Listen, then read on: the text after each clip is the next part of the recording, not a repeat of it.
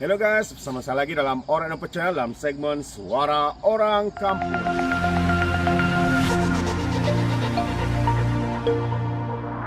Oke, sebelum saya teruskan, jangan lupa tekan butang subscribe, like, dan share.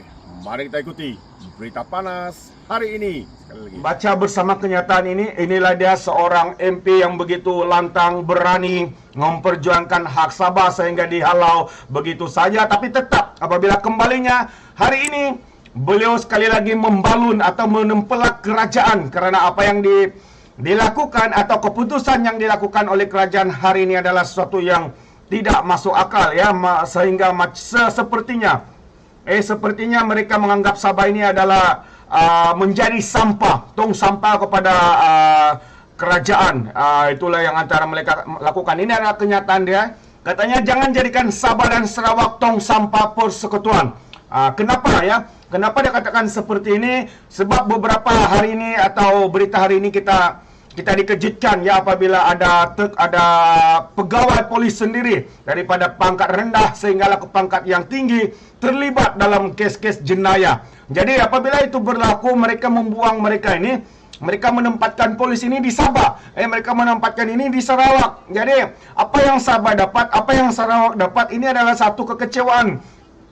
Ya, ini adalah satu kekecewaan kita apabila polis atau mereka yang dihantar ini adalah mereka yang kurangnya integriti. Sebagaimana mereka mau menjadi contoh kepada polis, di mana mereka ditempatkan kalau mereka sendiri punya identiti atau punya sejarah yang terlibat di dalam jenayah, terlibat di dalam rasuah dan sebagainya. Jadi saya sangat setuju dengan kenyataan daripada MP Kota Belud ini. Jadi saya ingin membacakan, katanya ahli Parlimen Kota Belud Munirah menyela tindakan kerajaan persekutuan yang didakwa menjadikan Sabah dan Sarawak sebagai tong sampah dengan menempatkan pegawai kerajaan bermasalah di negeri itu. Katanya budaya sebegitu akan menjejaskan kemajuan negeri Borneo.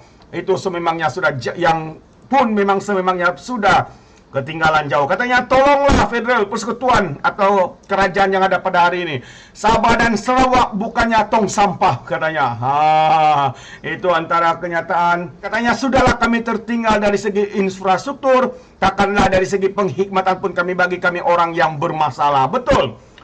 Saya juga bersetuju dengan kenyataan ini ya. Sepatutnya mereka memberikan orang yang penuh integriti.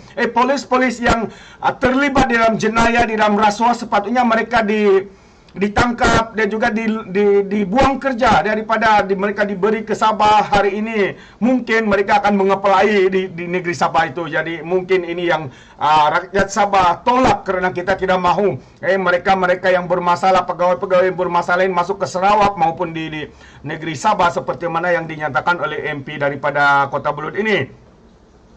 Katanya lagi, sampai bila kami mau maju, tulisnya dalam hantaran di Facebook hari ini. Munirah juga melampirkan keratan berita Sinar Harian yang melaporkan 9 anggota polis.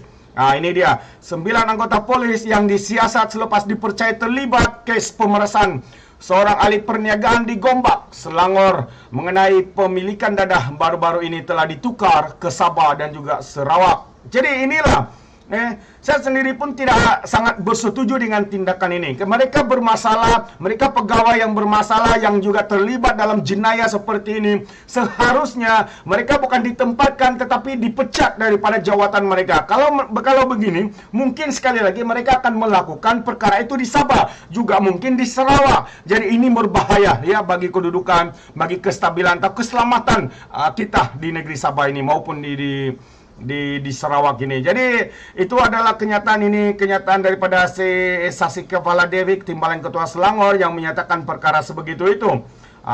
Jadi katanya Timbalan Ketua Selangor dipetik sebagai berkata, siasatan berkaitan ke semua anggota yang terdiri pada konstable hinggalah sub inspektor masih dijalankan secara transparansi. Kesemua anggota yang terlibat telah ditukarkan ke beberapa balai polis dan bahagian di Sabah dan juga Sarawak. Jadi inilah perkara yang kami tolak ya. Saya sendiri juga tidak menyokong tindakan ini. Ini membahayakan. Jadi ini adalah satu tindakan yang kurang pintar kurang elo ya. Apatah lagi mereka ini terlibat dalam jenayah, mungkin juga dalam rasuah, tidak tahu apa jenayah lagi yang mereka terlibat. Kalau ini berlaku dihantar ke Sabah, mungkin di Sabah mereka akan buat sekali lagi. Jadi cadangan saya dalam mereka harus dipecat, dipecat dan karena mereka membuat demikian, kenapa tidak dipenjarakan sekiranya didapati bersalah. Jadi ini adalah satu yang membingungkan, mengejutkan semua. Apabila tindakan-tindakan seperti ini diberikan, ya, dinyatakan, dihantar ke negeri Sabah dan sebagainya. Jadi ini satu yang sepatutnya tidak harus dilakukan. Keputusan yang dibuat ini adalah satu keputusan yang sembrono.